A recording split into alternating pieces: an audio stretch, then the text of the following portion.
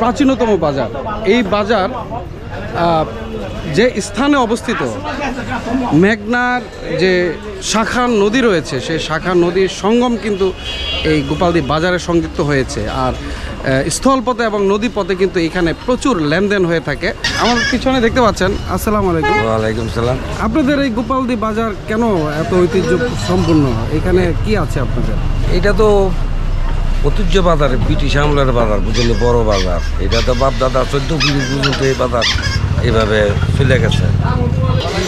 এই বাজারে মনে করেন যে কাপড় আছে না, যে কাপড়ের উপরে বেশি নির্ভরশীল এই বাজারে তাঁত এবং ওই যে পা আলমের কাপড়, যেটা নাকি আপনার পাঞ্জাবি হয়, শাড়ি হয় এবং ওই 3 পিস হয়, এগুলি কোটি কোটি টাকার লেনদেন হয়। গেরে কাপড়ের ব্যবসা। এই অত্র এলাকার মধ্যে কি সবচেয়ে বড় বাজার এটি? সবচেয়ে বড় বাজার, সবচেয়ে বড় বাজার এটা। এটা নারায়ণগঞ্জ জেলারই বড় বাজার। মূল বাজার কি এটা? যেখানে দাঁড়িয়ে রয়েছে এটাই মূল বাজার না আরো ভিতরে? আরো অনেক আছে, ভিতরে অনেক আছে না?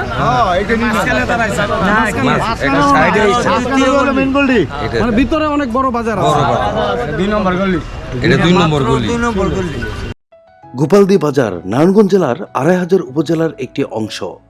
এই বাজারটি প্রায় 200 বছরেরও পুরনো। সড়কপথে ঢাকা থেকে 41 কিলোমিটার দূরে অবস্থিত। মেঘনা নদীর তীরবর্তী হওয়ায় নদীপথে পণ্যের আদান প্রদান ঘটে। পাশাপাশি এই বাজারটি এলাকার কৃষি পণ্য, বাঁশ, নদীর মাছ, কাঠ ইত্যাদি বাণিজ্যিক কেন্দ্র হিসেবেও পরিচিত। অত্র এলাকায় প্রচুর তাঁত শিল্প রয়েছে।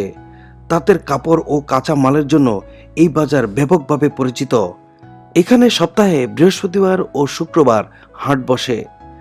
এই বাজার এতই ব্যস্ত যে পুরো সপ্তাহে মানুষের ভিড় লেগেই থাকে।